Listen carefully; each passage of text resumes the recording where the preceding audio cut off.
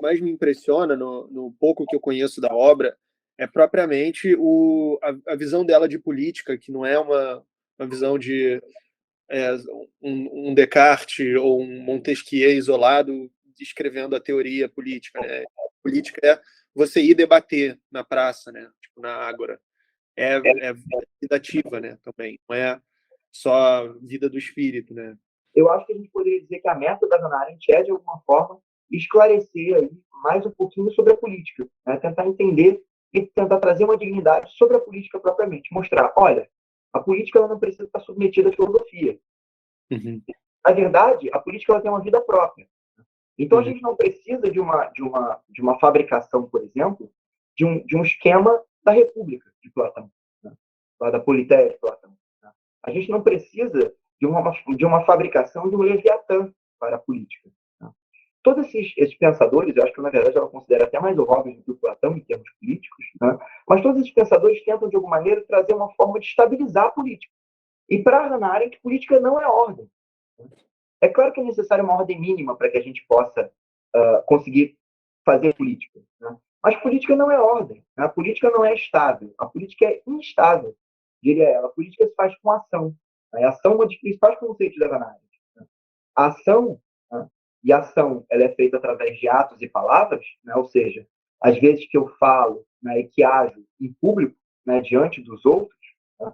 A ação ela justamente traz esse caráter de imprevisibilidade. Quando a gente pensa em ação, por exemplo, a gente pode pensar lá no Martin Luther King, no discurso dele, né, I Have a Dream. Né? A gente pode pensar na marcha que o Gandhi fez para a independência da Índia. Né? Para Hannah Arendt, política não é política administrativa. Para Hannah Arendt, política não é política partidária. Né? Hannah Arendt está preocupada com a política. E o que a Hannah Arendt chama de política é justamente esse espaço, né, em que a gente possa se apresentar, né, uns aos outros de forma plural, né, e que a gente possa justamente criar algo junto.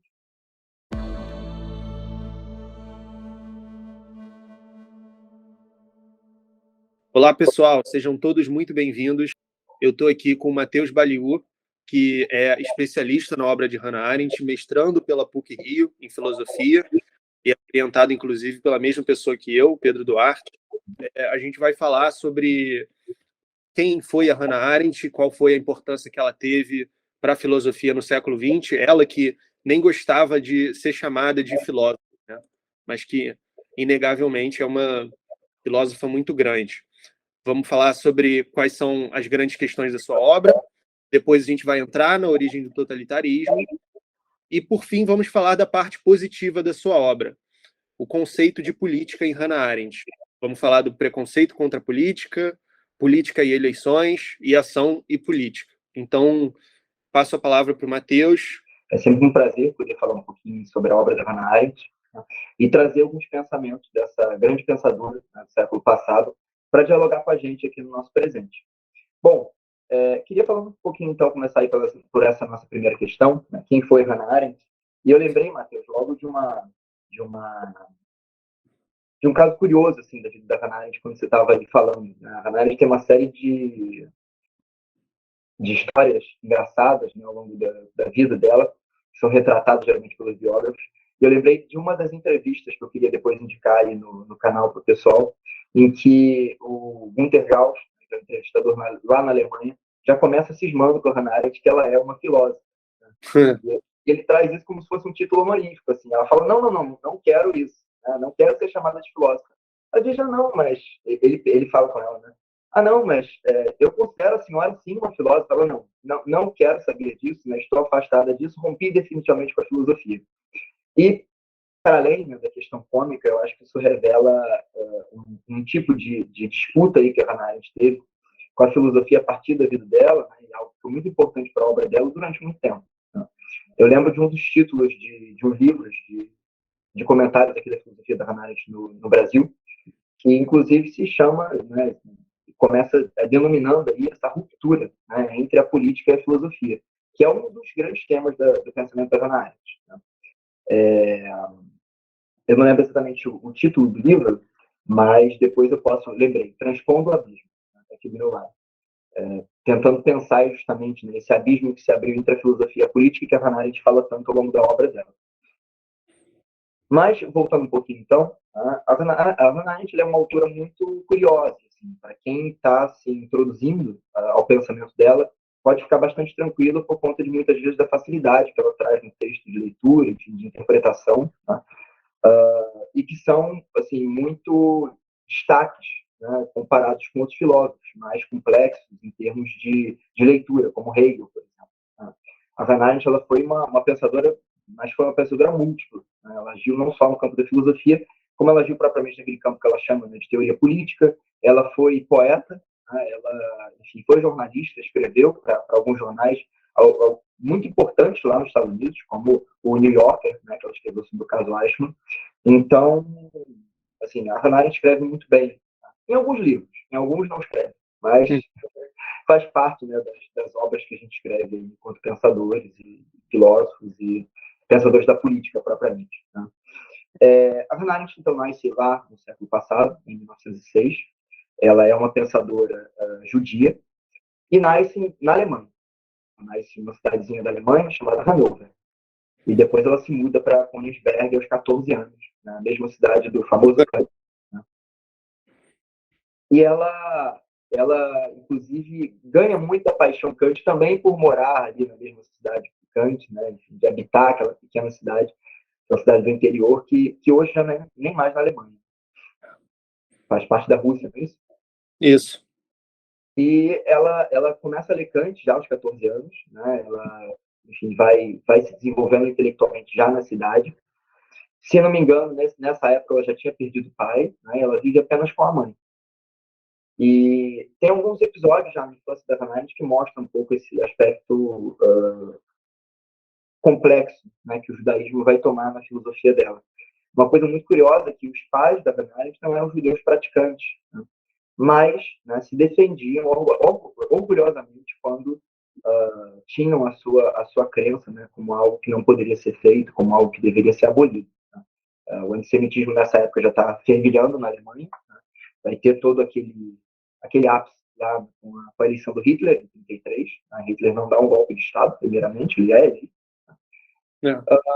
E a Hannah Arendt vai, já na infância, né, ter essa veia judaica, né, essa vontade judaica de defender, né, as suas ideias, as suas crenças, né, que já estão lá naquele momento. Alguns amigos, por exemplo, confrontam ela, dizem para ela que, enfim, xingam todos aqueles xingamentos antissemitas, né, do momento. E aí ela chega em casa e a mãe diz, né, ensina para ela que ela deveria se defender como uma judia, né, mesmo que eles não fossem judeus praticantes.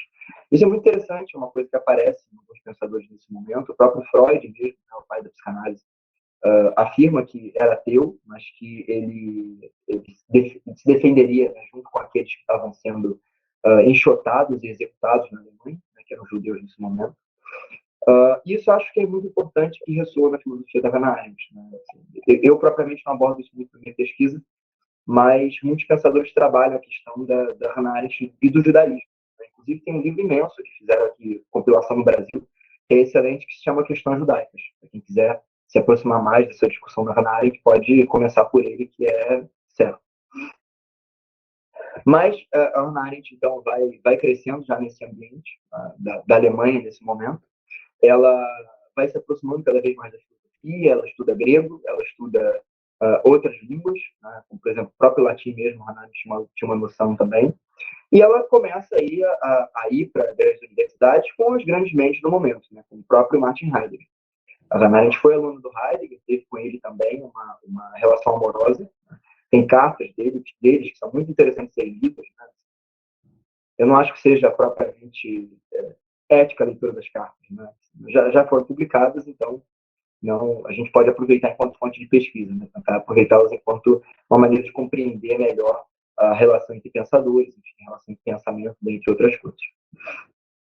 Mas ela foi aluna de Heidegger, um pouco depois foi aluna também do Jaspers, que vai ser uma das grandes influências no pensamento dela, e a Arendt vai tendo, enfim, seus amigos, suas relações ali na Alemanha, no momento, como por exemplo com o próprio Walter Benjamin, um filósofo bastante conhecido nesse momento e que infelizmente teve um fim trágico.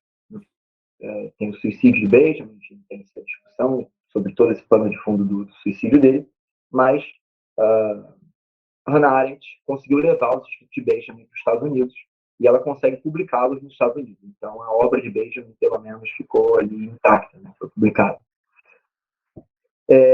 Além dessa relação aí do Jaspers e do Heidegger, né, que eu acho que são importantes, né, tanto pelo contato que a Hannah Arendt vai ter com as verdades metafísicas em Heidegger, né, e com a política em Jaspers, eu acho que isso dá a Hannah Arendt um vínculo muito forte com a filosofia, né, e um vínculo com o que ela chama de tradição.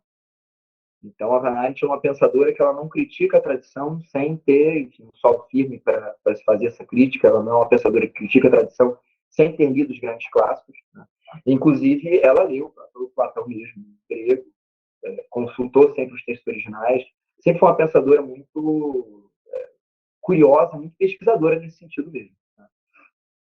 Eu lembro de um momento em que prenderam a Hannah Arendt, né, lá na Alemanha, porque ela participava de uma organização sionista, uma organização em prol dos judeus, né, da causa judaica na Alemanha, e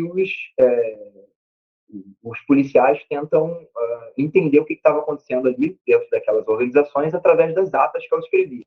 Eles não conseguem ler uma única palavra porque estava tudo escrito nele. Então, a Hannah Arendt tem uma vida muito curiosa, uma vida que se mistura muito com a obra dela. Por isso que acho que é importante a gente voltar nesses pequenos episódios, né? Tem-se outros casos engraçados, mas enfim, não vem aqui ao caso para a gente pensar aí a importância da obra da Hannah Arendt exatamente. Matheus, você quer comentar alguma coisa, fazer alguma pergunta? Não, eu acho que pode continuar, assim. Isso que você estava falando dela ser muito versátil, né? Ela escreveu também sobre o Santo Agostinho, não foi?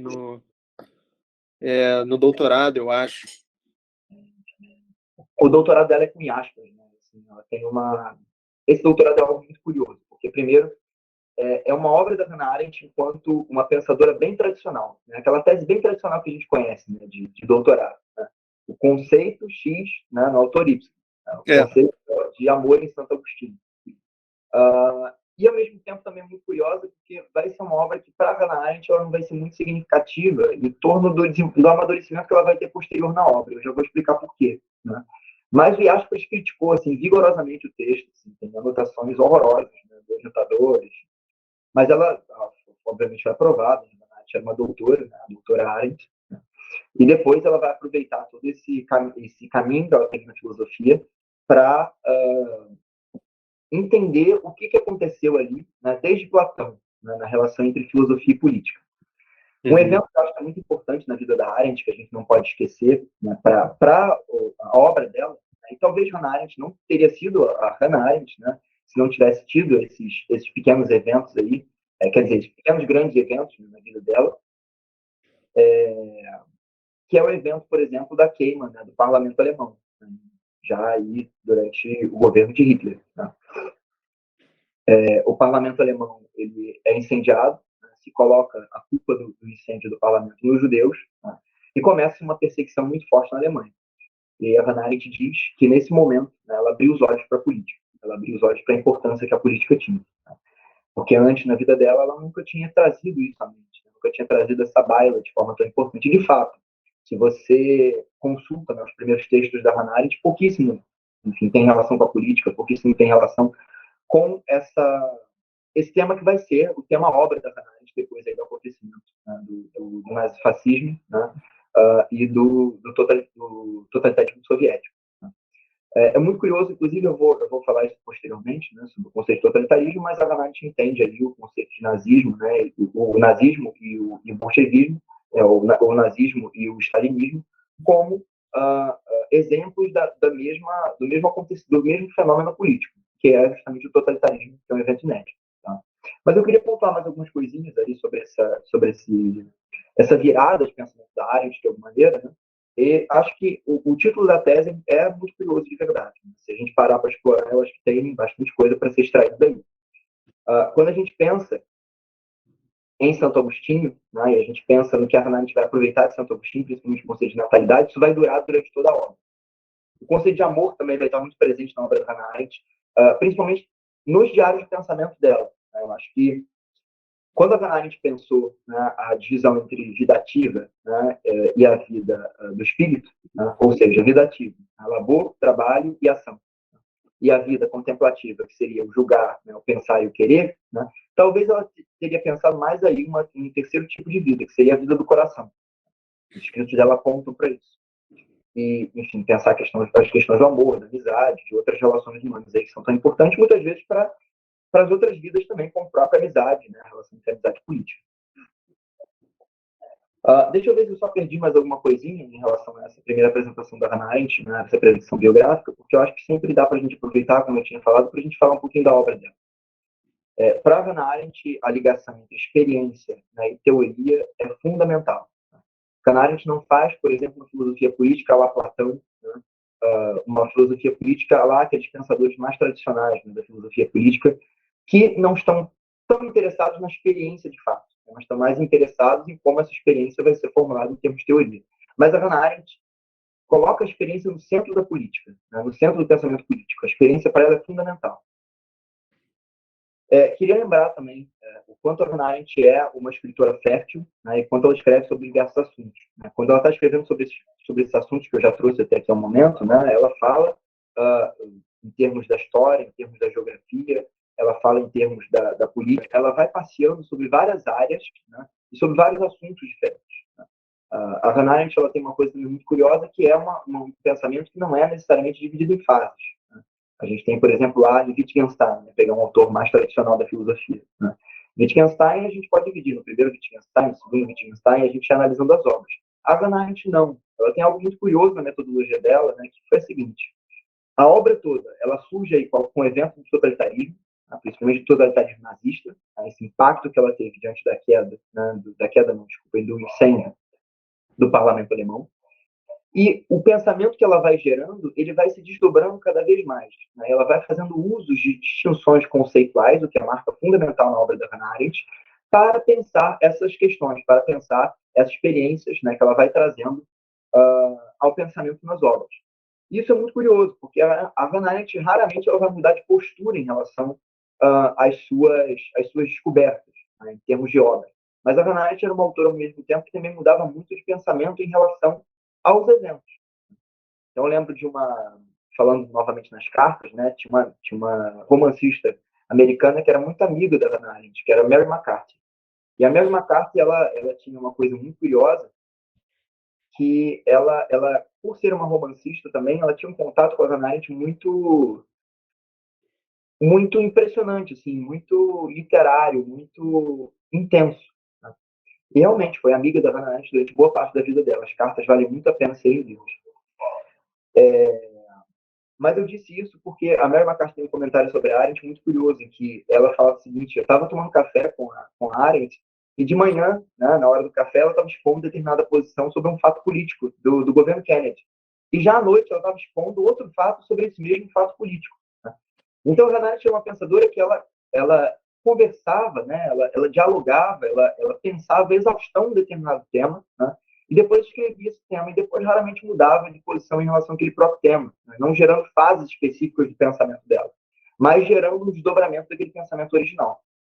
O Heidegger tem um conceito, né, que é Zugwind, né, que tem a ver justamente com o vento do pensamento. Né, seria essa tradução literal do termo. A Hannah Arendt parece ser uma pensadora, né, nesse sentido, tal como Sócrates mesmo, que se expõe ao vento do pensamento. Né. É claro que, diferentemente de Sócrates, ela vai construir uma obra, né, uma obra imensa, né, a gente tem um volume de obras muito grande da Hannah Arendt, mas é uma pensadora assim, impressionantemente vital. Né. Ela vai constantemente debater os temas que acontecem tanto na relação, por exemplo, né, metafísica entre filosofia e política, quanto ela vai debater os temas que acontecem no cotidiano dos Estados Unidos, no cotidiano dos países. Né. Então, Hannah Arendt é uma autora que, por exemplo, vai ter um interesse enorme pela Revolução Cubana, vai ter um interesse enorme pela Revolução Francesa, vai ter um interesse enorme pelas revoluções que vão acontecer ao redor do mundo, né? E que vai ter um interesse muito grande também pelo fato da primeira menina negra poder entrar em uma escola de branco nos Estados Unidos, e que vai escrever sobre isso, e vai ser muitíssimo criticada, né? E, assim, de fato, né, creio eu, enquanto pesquisador, que a Hannah Arendt errou muito naquele momento. Ela tinha um conceito, a gente pode até falar sobre isso depois, ela tinha um conceito que era um conceito de desinteresse, que estava presente nesse momento, que eu acho que ela acabou não conseguindo articular bem esse conceito com esse acontecimento. Né? Então, ela fala no texto, né? Se eu fosse uma mulher negra, se eu fosse uma mulher negra nessa posição, eu faria de outra forma. Porque o interesse da Hannah Arendt, na verdade, né, era o interesse que ela expõe depois lá no Crise de Educação, né? Que ela fala que era justamente que as crianças não deveriam estar na política, né? As crianças não deveriam ser escudo político, né? Mas os adultos deveriam lidar com o mundo da política, né? As crianças deveriam crescer, né? Para poder posteriormente se inserir nesse mundo. Mas foi muito criticada na época e é criticada até hoje. A gente pega uma série de textos aí que foram expostos nos últimos anos sobre a Hannah Arendt, que esses textos principalmente pegam esses textos da Hannah Arendt sobre a questão racial nos Estados Unidos, enfim, vão pela via de crítica nesses temas. Né? Outra coisa também que eu acho que tem-se de críticas da Hannah Arendt, né, na contemporaneidade é justamente críticas à posição política da Hannah Arendt, né? O que mostra também muito a vitalidade que ela tem. Tentam encaixar a Hannah Arendt no espectro político da esquerda, não conseguem. Tentam encaixar na direita, não conseguem. E aí, de alguma maneira, tentam sempre, de alguma maneira, colocar uma mordaça no pensamento. Né? Dizer, esse pensador de direita e de esquerda. E a Hannah Arendt não consegue de jeito nenhum. Né? E aí todos os lados atacam a Arendt. Enfim, é sempre esse tipo de comportamento. Né? Quer comentar alguma coisa, Matheus, até agora? Eu queria puxar isso que você falou da vitalidade política dela, né, desse engajamento com o cotidiano e tal. Uhum. O que mais me impressiona no pouco que eu conheço da obra é propriamente a visão dela de política, que não é uma visão de um Descartes ou um Montesquieu isolado escrevendo a teoria política, né? Política é você ir debater na praça, né? Tipo, na ágora. É vida ativa, né? Também. Não é só vida do espírito, né? Então, tem também o que a gente estudou junto, né? O texto sobre as lições da filosofia política de Kant, que é fantástico, né? Que ela vê na estética kantiana, naquela parte que ele fala, se eu morasse sozinho numa ilha, eu não daria um trabalho de construir um palácio, né? Sim. A importância da pluralidade, né? A importância desse âmbito que sai da interioridade para ir de encontro ao outro, né? E é isso que é meio revolucionário, talvez a gente pode chamar no pensamento filosófico sobre a política, né? Porque não é enxergar a política como um problema para o filósofo, é ver a política como um problema filosófico, certo? Uhum. Eu acho que para Arendt não seria nem que a política é propriamente um problema filosófico, né? Porque eu acho que é tal o rompimento da Arendt, né, com a filosofia política que eu acho que talvez não dê nem para a gente formular desse modo. Né? Ela, falando propriamente agora, né, sobre essa relação entre a Arendt, né, e a filosofia, ela tem esse primeiro acontecimento, né, aí do incêndio do Reichstag, né, do parlamento alemão, e ela, posteriormente, ela vai fugir para a França. Aí, na França, ela vai ficar no campo de internação. Logo depois, ela foge para Portugal, se não me engano, para Lisboa, né, e de Lisboa ela consegue fugir para os Estados Unidos, né, onde ela vive o resto da vida. Morre ali na década de 70. Eu acho que isso marca muito a experiência que a Hannah Arendt tem, né, com a política, propriamente. Né? Não que o totalitarismo em si seja político. Né? Acho que é justamente o avesso da política. Mas eu acho que isso mostra o quanto a Hannah Arendt considera a política como algo importante. E aí o quanto ela vai parar para analisar, né, do quanto a tradição, ao longo, né, do desenvolvimento do seu pensamento, desde lá do Platão, né, acabou não necessariamente por criar o totalitarismo, né, mas por ignorar a política, né, acabou por deixar esse assunto de lado, né, para as pessoas. Né, acabou deixando esse assunto à revelia. Então, o que eu acho que é importante para a Arendt, e que ela considera muito, é que a gente possa pensar a política, né, através das categorias da política. Então, como eu disse, a Hannah Arendt ela é uma pensadora que tem distinções conceituais. Né? A Hannah Arendt é muito influenciada pelo Aristóteles, que foi também um pensador da política. Uhum. E ela faz distinções como, por exemplo, vigor, poder, violência, força. Né? E cada um desses conceitos, né, eles são bem delimitados para que a gente possa ter, de alguma forma, aí uma gramática política, né, e possa tratar a política propriamente. Dando uma dignidade, né? Ela traz uma Sim, dignidade para o campo da política. exatamente. essa palavra, inclusive, essa expressão que a Hannah Arendt utiliza, que foi o título de uma das obras, né, compiladas dela, A Dignidade da Política, é algo que seria, a gente poderia dizer assim, que é o alvo da Hannah Arendt, né, o alvo da obra arendtiana. Se a obra, né, de Hannah Arendt nasceu por conta do totalitarismo, né, dos eventos que aconteceram lá no século XX, né, dos eventos totalitários, né, tanto no nazismo quanto na União Soviética, né, tanto no nazismo quanto no stalinismo, tanto na Alemanha quanto na União Soviética, eu acho que a gente poderia dizer que a meta da Hannah Arendt é, de alguma forma, esclarecer aí mais um pouquinho sobre a política, né? Tentar entender e tentar trazer uma dignidade sobre a política propriamente, mostrar, olha, a política ela não precisa estar submetida à filosofia. Uhum. Na verdade, a política ela tem uma vida própria. Então a Uhum. gente não precisa de uma fabricação, por exemplo, de um esquema da República de Platão, né? Lá da Politeia de Platão. Né? A gente não precisa de uma fabricação de um Leviatã para a política. Né? Todos esses pensadores, eu acho que na verdade ela considera até mais o Hobbes do que o Platão em termos políticos, né? Mas todos esses pensadores tentam de alguma maneira trazer uma forma de estabilizar a política. E para Hannah Arendt, política não é ordem. É claro que é necessária uma ordem mínima para que a gente possa conseguir fazer política. Né? Mas política não é ordem. Né? A política não é estável. A política é instável. E por que é instável? Porque nós, que somos seres humanos, nascemos duas vezes, né? Diria lá o Agostinho. Né? A primeira delas é o nosso nascimento biológico. Né? A segunda delas, a Hannah Arendt vai concordar, né? É o nosso nascimento para o mundo. Né? Então, esse nascimento para o mundo, na visão da Hannah Arendt, é um nascimento para a política. E como nós nascemos duas vezes, né? Nós nascemos justamente para a política, nós nascemos como únicos, como singulares. E por isso nós somos plurais. Então essa característica de pluralidade, que é tão fundamental na política para Hannah Arendt, ela não vai estar presente em pensadores como, por exemplo, Platão, né? Que é alguém que ela vai se debruçar muito para falar sobre política. Né? Muito, muito, muito. Platão é quase que a grande referência de Hannah Arendt em termos políticos. Né? Seriam, na verdade, dois. Né? Platão e Marx. Para Hannah Arendt está aí a medida de dois pensadores que foram muito importantes na forma como nós fazemos política e na forma como nós compreendemos a política. Né? Sendo Platão aí o início desse tipo de pensamento, né? E Marx, né? O fim aí da tradição, aquilo que a Hannah Arendt chama de tradição. Né? Tradição, a Hannah Arendt está chamando de um pensamento que está presente aí ao longo do Ocidente, né? Uma tradição literária, uma tradição filosófica, né? Um pensamento que foi criado e que foi se cristalizando ao longo do tempo, né? Em determinados temas. Como, por exemplo, esses, né, entre hierarquia, entre filosofia e política, que a filosofia deveria ditar o que a política deveria fazer. Ou seja, qual o melhor modo de viver? Platão diria, a república. Né?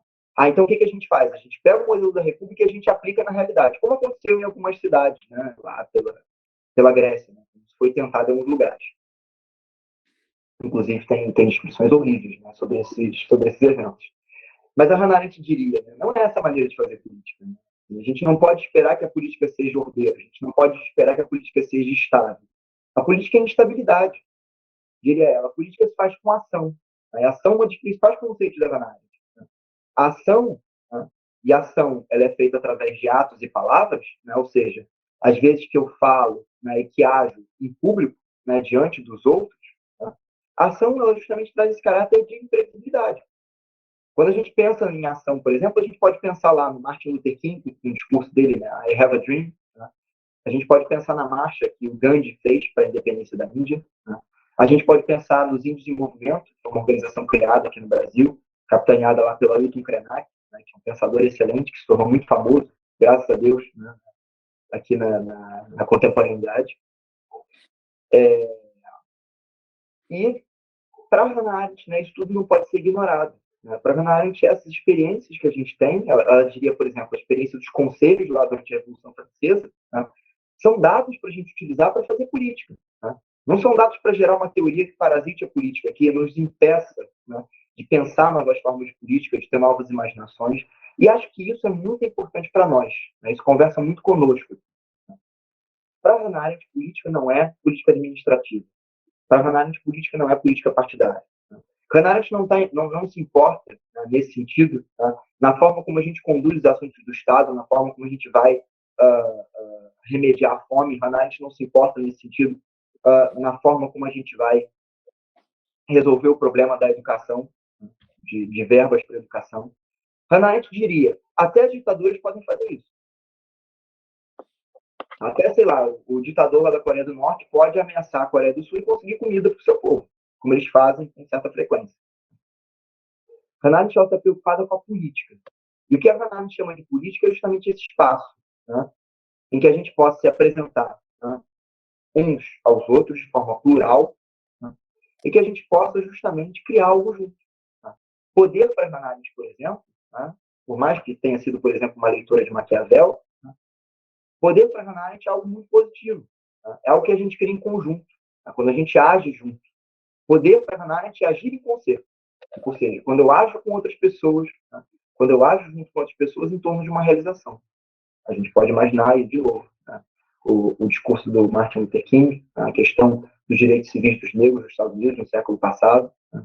A gente pode imaginar a própria tentativa de redemocratização do Brasil, por mais que se envolva também uma certa tarefa administrativa. Né. Para Hannah Arendt seria isso. E eu acho que uma das questões, né, que são muito importantes para a gente é essa questão da imaginação política. A gente, por mais que os dados sejam fundamentais, por mais que as pesquisas sejam fundamentais, por mais que, obviamente, seja fundamental que a gente recupere agora no Brasil, né, a democracia, por ter passado aí por uma tentativa de golpe constante durante esses 4 anos, né, esses últimos 4 anos que a gente passou, está nos faltando imaginação política. A gente está com muita dificuldade de imaginar aí outros cenários que não esse cenário que a gente está vivendo. E acho que a Hannah Arendt é uma pensadora que nos ajuda, né, e vai nos ajudar muito. Né, e por isso que eu acho que a Hannah Arendt poderia tranquilamente ganhar a definição lá do Ítalo Calvino de um clássico. É uma obra que não termina de conversar conosco, né? Uma obra que não termina de discursar para nós. Quer comentar alguma coisa, Matheus?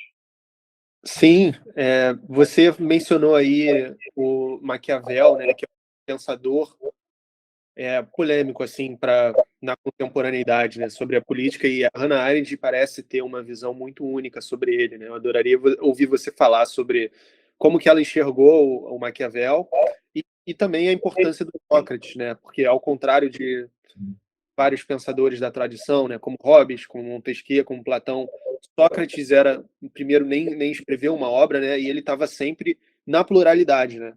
Ele estava sempre engajando com o outro, ele estava sempre na ação. Eu queria muito que você falasse sobre esses dois personagens para Hannah Arendt. O Maquiavel vai ser muito importante para a Hannah Arendt, principalmente para as concepções da Hannah Arendt de vigor, de violência, de poder. Né? Se Maquiavel traz no Príncipe, né, esses conceitos mais negativos da política, né, e depois traz nos textos mais republicanos algumas notas importantes sobre as organizações políticas da República, enfim, como tudo isso funciona, né? Isso vai, de alguma maneira, influenciar muito a Hannah Arendt num livro chamado Sobre a Violência. Sobre a Violência vai ser um dos principais livros da Hannah Arendt sobre a questão política, e Maquiavel vai estar muito presente ali.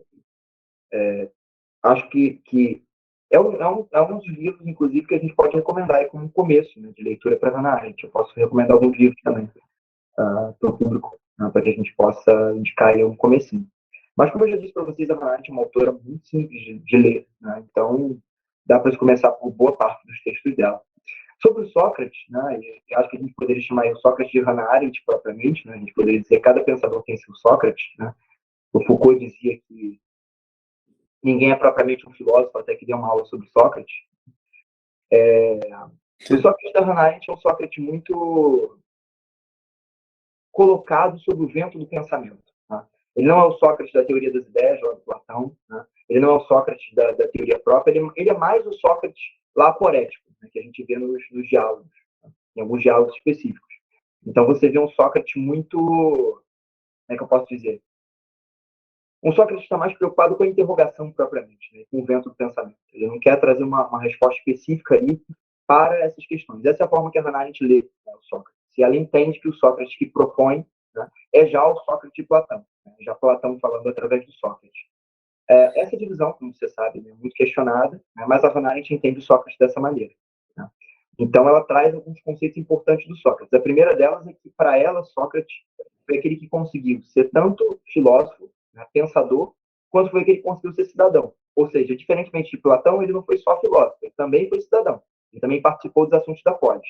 Então, se Sócrates de noite ia para sua casa pensar, né, ia meditar, ia fazer as suas ações filosóficas, né, a gente poderia assim dizer, durante o dia ele estava entre o povo de Atenas, estava discursando, estava aparecendo, né, para os outros, né? Estava aparecendo diante dos outros, né? Podendo ali participar na cidadania grega, né? Participar dos assuntos da polis. Então, para Hannah Arendt, o Sócrates, nesse sentido, é o modelo ideal, é de pensador e cidadão. Acho que ele traz essa duplicidade que é muito importante. Isso eu acho que é um alerta muito bom, assim, para uma série de tarefas aí que estão envolvidas com a política, de alguma maneira. Né? A gente não precisa necessariamente ser um filósofo quando nós estamos na política. Né? A gente não precisa chegar na política com respostas. Né? Política exige imaginação. Isso é muito importante para a política. Né? Mas a gente não precisa necessariamente chegar com respostas porque nós somos, né, parte da academia. A gente pode ajudar a desenvolver essa imaginação política que está tão carente, né, nesse momento que a gente vive. Em relação a outras questões, por exemplo, né, tem alguns artistas que tentam fazer intervenções políticas. Né? Muitas vezes, alguma obra política pode não ser boa porque tenta trazer, de alguma maneira, uma didática sobre a política. Né? Uhum. Eu, por exemplo, sou apaixonado por Jorge Amado, mas os textos de Jorge Amado que tentam ser um manual, por exemplo, né, influenciado pelas ideias comunistas, enfim, não me agradam tanto, né, como Cacau, por exemplo. Né? Me agradam tanto as outras obras do Jorge Amado, porque estão desvinculadas da necessidade. Né? Se a gente fosse pensar lá no próprio Kant, né, que influencia tanto a Hannah Arendt, né, a gente poderia dizer, né, ser algo bom, belo, né, não necessita de ser algo bom, né, no sentido ético. Né? Ser algo belo não é algo que necessariamente precisa ser tal coisa, que não seja do campo da estética, ou seja, a gente pode pensar isso em separado. Né? E quando nós estamos na política, a gente pode tentar criar essa imaginação política, tentar pensar em conceitos políticos que possam nos ajudar a pensar o nosso tempo. Tanto que quando ela vai entrar no Kant, ela encontra a política na estética, né? Ela vai para a razão prática. Acho que a melhor frase desse livro é a seguinte: o livro é, né, a filosofia política, né, de Kant. E aí ela começa a primeira frase do livro, né? Kant não escreveu uma filosofia política. Aí você fica, tá, mas por que então o título do texto é esse? Né? E a gente começa a pensar, né, qual é a relação entre política e imaginação, né, entre política e juízo. Né? Ela traz uns conceitos muito importantes do pensamento dela. Hannah Arendt é um pensador incrível, incrível. Ela conseguiu encontrar uma filosofia política no Kant, né, onde provavelmente não existia. Né? Essa forma da Hannah Arendt também de ler os pensadores é muito curiosa. A gente pode depois conversar sobre isso. Assim, né?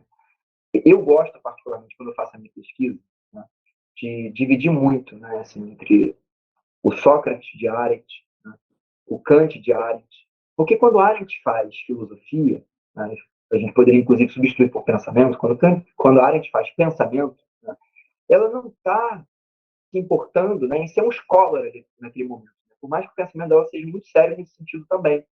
Mas a Hannah Arendt entende que a leitura dos pensadores ela precisa ser pensada. Né? Ela precisa nos comunicar. Né? Ela precisa nos ajudar naquele processo que ela chama, por exemplo, de processo de compreensão. Né? Kant, para Hannah Arendt, foi um pensador essencial nesse processo, por exemplo, do processo de compreensão. Né? Segundo a Hannah Arendt, né, compreender se sentir em casa no mundo. Né? Então, é através dessa leitura de Kant, por exemplo, que ela vai entendendo mais sobre o mundo, ela vai tentando formar um significado próprio para o mundo, né, através dessa leitura. E acho que a gente pode fazer isso também. Né? Por mais que a gente tenha, obviamente, nossas carreiras acadêmicas, enfim, seja muito importante, né, ter esse trabalho de escola e compreender os textos através deles mesmos, né, eu acho que falta muitas vezes essa importância de pensar, né, junto com o texto, né, de pensar para além do texto. Né? O Derrida tem concepções fantásticas também sobre a textura de um texto nesse sentido, mas enfim, a gente está falando aí propriamente da Hannah Arendt. Você quer falar um pouco mais do Origens do Totalitarismo, só para cobrir um pouco da Magnus Opus, e aí depois a gente fecha com a questão da política?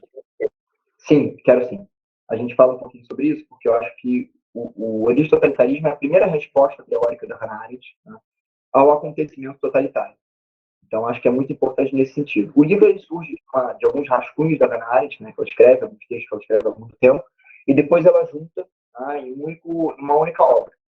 Hannah Arendt nunca ficou completamente satisfeita com o totalitarismo. Né? A obra sempre ficou inconclusa, mas ela achou que estava no momento de publicar. Né?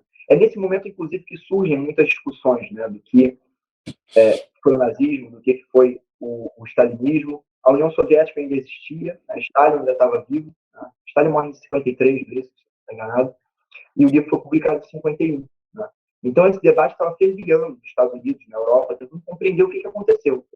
Isso aqui é uma tentativa de resposta da Hannah Arendt, por que o totalitarismo, né, surgiu, né, e por quê, né, e como, né, a gente pode pensar à luz desse acontecimento.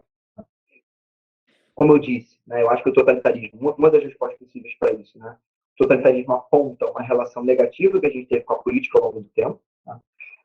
A política vai se tornando, aí, ao longo dos séculos, cada vez mais uma coisa administrativa. Né? A importância da política está em administrar o problema da fome, em administrar as empresas estatais, em administrar a questão do Estado-nação, né, que surge aí com tanta força, e acaba deixando cada vez mais de ser esse espaço onde os seres humanos vão se revelar de forma plural.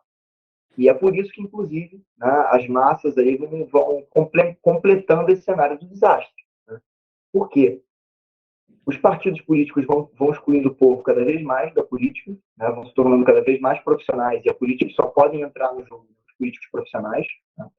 E, de alguma maneira, as pessoas vão sendo cada vez mais subrepresentadas, né, até o momento que elas se veem representadas por um fanático, né, um maníaco como Hitler, por exemplo.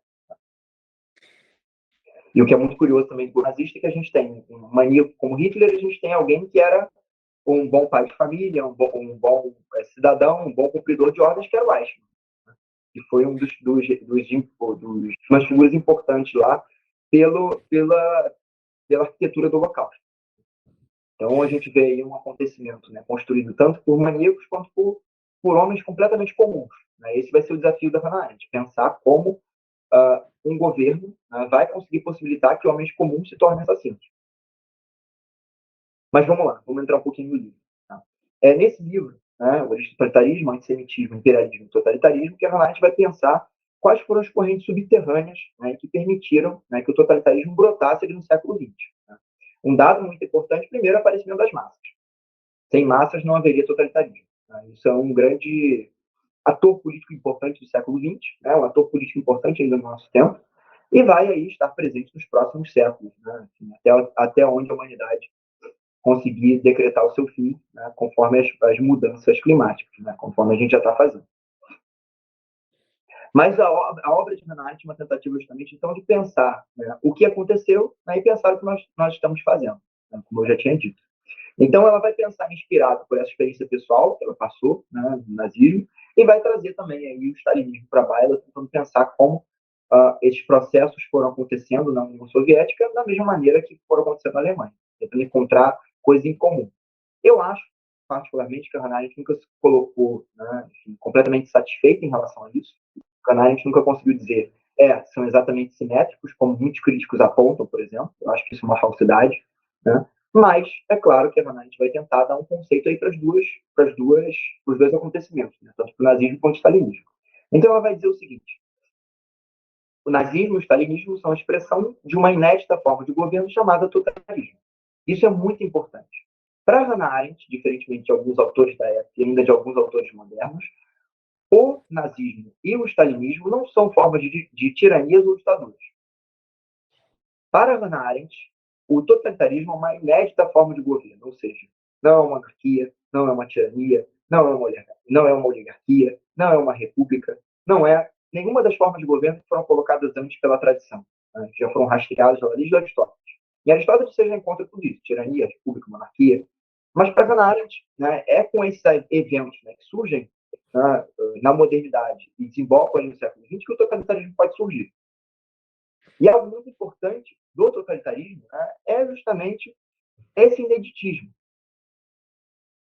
Esse ineditismo ele surge por quê? Né? O que configura o totalitarismo como um governo inédito? A gente pode sublinhar aí algumas coisas. Né? A primeira delas é justamente a tentativa de domínio global. Diferentemente de ditaduras e tiranias, né, que pretendem se instalar apenas em um país, né, o nazismo e o stalinismo pretendiam o domínio do globo.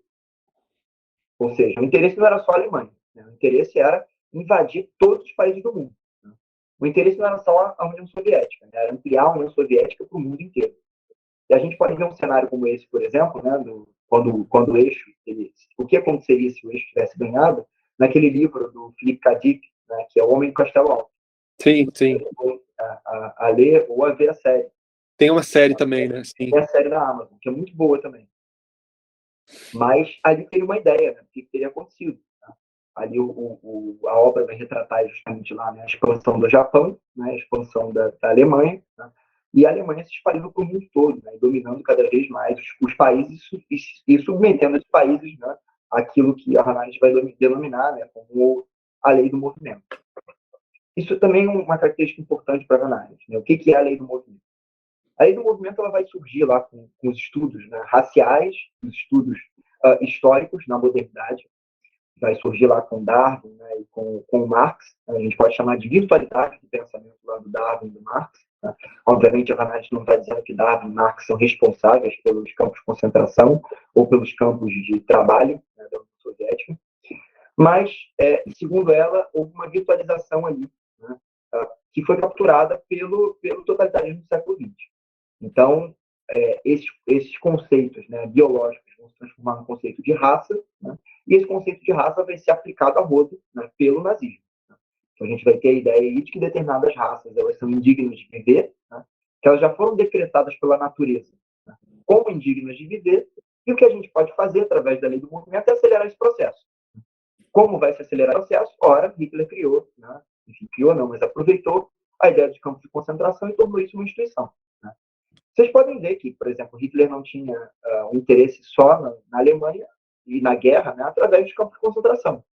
Os campos de concentração não têm objetivo nenhum para a guerra, inclusive só atrapalham, né, em termos de munições, enfim, de recursos que podem ser gerados para a guerra. Então, os campos de concentração são uma das coisas aí que mostram que o interesse da Alemanha era muito maior do que somente, né, a Alemanha. E aí, justamente, né, a ideia era expandir, né, esse reino alemão, né, esse terceiro reino alemão, para o mundo inteiro, né, tornando o mundo, né, finalmente livre daqueles que foram indignos de vida, né, que eram justamente os judeus, enfim, os inimigos objetivos aí da Alemanha. Uma coisa curiosa é que a Hannah Arendt pensa aí o conceito de inimigo objetivo, né, e ela pensa o quanto os judeus ali foram colocados, né, de fato, no olho do furacão, né, e como os judeus, né, foram colocados diante do nazismo. Né? O nazismo não poderia acontecer sem os judeus ali naquele momento, né, no sentido de que o inimigo objetivo tinha que ser o judeu. Né? Depois que conseguissem exterminar todos os judeus na Alemanha, eles procurariam outro inimigo objetivo, mas por conta da questão racial, né, que estava presente lá desde o imperialismo, enfim, e de toda essa caminhada que os países europeus tiveram no momento, tá, os judeus teriam que ser os escolhidos, né, nesse sentido. Já na União Soviética, né, a gente tem uma virtualização do pensamento de Marx, né, e o que o totalitarismo soviético afirmava é, né, algumas classes já estão condenadas pela história, né, a morrerem. Quais classes são essas classes burguesas? Portanto, o que se pode fazer é acelerar esse processo. Fazendo o quê? Mandando os burgueses, enfim, os inimigos objetivos do regime soviético para os campos de concentração. E aí vão surgir, os campos de trabalho. Né? E aí vão surgir os campos de trabalho da União Soviética. A ideia é que não existe uma lei imutável da natureza. A ideia é que essa lei, da natureza não, desculpa, não existe uma lei imutável da natureza ou da história. A ideia é que essa lei ela muda constantemente. Né? E a ideia é que a gente pode justamente acelerar essa lei fazendo com que o futuro chegue antes. Né? Por isso que o totalitarismo vai ter uma vinculação aí, uma importância muito relacional com as modernas filosofias da história, né? Com o conceito de teleologia, de fim, né, da história. Tudo isso vai estar envolvido no totalitarismo. Quer adicionar alguma coisa? Falar alguma coisa, Matheus? Não, acho que foi um ótimo resumo, assim, uma ótima introdução ao livro. Tem a questão do antissemitismo, que já estava em jogo, né, na Europa há muito tempo, né? Tem aquele caso Dreyfus, né, aquele famoso caso de expiação, assim. E agora, se você quiser, para concluir o nosso papo, que já está chegando a uma hora, falar sobre esse terceiro item que a gente tinha separado, né? Os pontos que você queria fazer da questão de eleições, da questão mais da política mesmo. Eu acho que parte do que eu queria comentar sobre essa questão das eleições, eu acho que eu já comentei um pouquinho lá no início, né, que é justamente essa questão da imaginação política. A gente precisa disso muito, né, muito. É claro que é fundamental que a gente possa eleger, né, pessoas que sejam pessoas democráticas, pessoas que possam contribuir para a democracia e para o fortalecimento do regime republicano. Né? Mas a gente precisa fortalecer também a nossa capacidade de imaginação. Eu acho que por conta dos últimos acontecimentos aí que a gente teve ao redor do mundo, né, assim, a ascensão das novas direitas, se a gente quiser utilizar, né, um termo político mais clássico, toda a questão, né, de uma epidemia de fake news, né, de uma orquestração das fake news que foram colocadas ao redor do mundo, todas essas questões administrativas são muito importantes. Mas a gente tem ficado cada vez mais pobre em relação à nossa imaginação. Acho que isso é muito importante trazer. Né? Então, independente do resultado das eleições, acho que a gente precisa, né, pensar aí em como expandir essa imaginação política. Né? Em como a gente pode, né, fazer aquilo que é principal do ser humano, ou seja, colocar novas coisas no mundo. Né? Pensar em regime de natalidade. Né? Pensar em colocar novas coisas no mundo. E para Hannah Arendt, colocar novas coisas no mundo não tem necessariamente a ver com a política partidária administrativa, que, novamente, são muito importantes. Mas né, nós podemos, através dos nossos discursos e dos nossos atos, né, colocar novos acontecimentos. Né? E acho que, inclusive, a gente pode pensar o quanto o coronavírus mesmo, né, não trouxe novos eventos aí à baila, né, nos últimos anos. A gente geralmente pensa uma política, a gente pensa também, né, uma política mais ligada ao ser humano, né, pensando o ser humano aí como ir com a gente, né, e a gente pode começar a pensar os agentes biológicos aí como agentes também da história, a gente que constitui a história. A nossa história não seria a mesma nos últimos anos sem o evento, né, do coronavírus. Mas eu acho que a principal mensagem assim, da análise seria essa. Né? A gente precisa pensar radicalmente como gerar uma nova imaginação política. Uma série de como é que eu posso dizer, de formas políticas aí parecem esgotadas, né? Uma série de formas de participação política também parecem esgotadas, parecem não gerar participação popular suficiente. Né? A gente precisa pensar como radicalizar essas coisas. Né? Então, a gente vai falar um pouquinho sobre a tarefa dos conselhos, né? Pequenos conselhos municipais que vão se reunir, deliberar coisas, mas a gente precisa pensar novas formas. Eu acho que principalmente vendo, né, enfim, sabendo que no horizonte a gente tem questões seríssimas, como, por exemplo, as próprias mudanças climáticas. Né? A gente vai ter nos próximos anos refugiados do clima, a gente vai ter ao evento ainda de algumas guerras, como a gente está tendo o evento da guerra na Ucrânia. A gente precisa pensar como gerar uma nova imaginação política para lidar com essas coisas. Né? Eu acho que é a tarefa principal, assim, a tarefa mais difícil que a gente tem. E eu acho que a Hannah Arendt é uma aliada muito grande nesse sentido, porque pela visão dela, né, pela visão e pelo objetivo de trazer uma dignidade para a política, né, eu acho que ela traz esses conceitos, né, e essa experiência da política de forma muito vital na obra. Maravilha. Bom, muito obrigado, Matheus, pelo papo. Eu acho que tem um conteúdo aqui fantástico para quem quer começar a estudar Hannah Arendt, né, e com embasamento já, com os caminhos apontados, né, para além do convencional, daquela coisa do caso Eichmann, do totalitarismo, né, a gente está esse cerne da política. Se quiser acrescentar mais alguma coisa para concluir, fica à vontade. Eu queria só concluir com uma recomendação. Depois eu vou te passar lá aquelas recomendações que eu tinha te falado para colocar nos comentários, lá na descrição. Mas eu queria já sair aqui com uma recomendação para o público, que é o filme que fizeram sobre a Hannah Arendt, né? A Margaret von Trotta fez um filme sobre a vida dela, mais sobre esse momento da vida dela, do caso Eichmann, e um livro que a Hannah Arendt recomendou para ser publicado no Brasil. É o primeiro livro, que é Entre o Passado e o Futuro. É um texto de coletâneas da Hannah Arendt que versa sobre diversos assuntos, sobre educação, política, história, relação entre filosofia e política, e que acho que pode ser muito legal para o começo na obra da Hannah Arendt. Queria agradecer aí, Matheus, pela oportunidade do papo. Enfim, me coloco à disposição aí para sempre poder conversar contigo e poder recomendar coisas ao público, se puder. Beleza. Você tem alguma coisa que você queira divulgar, Matheus, de mídias sociais ou projeto assim? Bom, eu posso divulgar meu Instagram de arte, caso vocês queiram dar uma olhada, né? Matheus Baliu, _arte, né? E acho que é isso. Sim. Beleza. Então tá. Foi um prazer enorme. E você que está assistindo, muito obrigado também. Deixe seu comentário, sua opinião. Curta o vídeo, porque isso sempre ajuda a crescer, a aparecer para mais pessoas interessadas. E até a próxima. Muitíssimo obrigado, pessoal. Até a próxima.